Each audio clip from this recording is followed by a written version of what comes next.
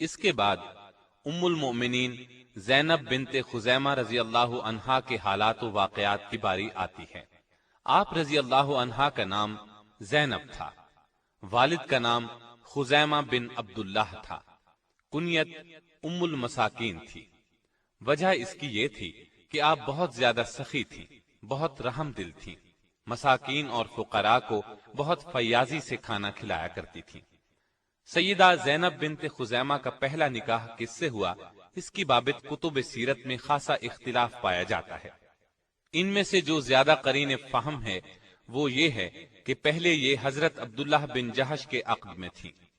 وہ جلیل القدر صحابی اور بہت بڑے شجاع تھے، جنگ احد میں شریک تھے اور اسی جنگ میں درجہ شہادت پر فائز ہوئے۔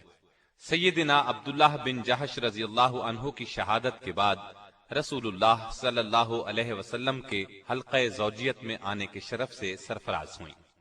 رسول اللہ صلی اللہ علیہ وسلم سے عقد کے وقت سیدہ زینب کی عمر 30 سال کے لگ بھگ تھی۔ اس نکاح کا مہر 12 اوقیہ یعنی 500 درہم مقرر ہوا۔ نبی اکرم صلی اللہ علیہ وسلم سے نکاح پر ابھی 3 مہینے گزرے تھے کہ سیدہ زینب رضی اللہ عنہا وفات پا گئیں۔ ان کی وفات ربیع الاول کے آخری دنوں میں ہوئی۔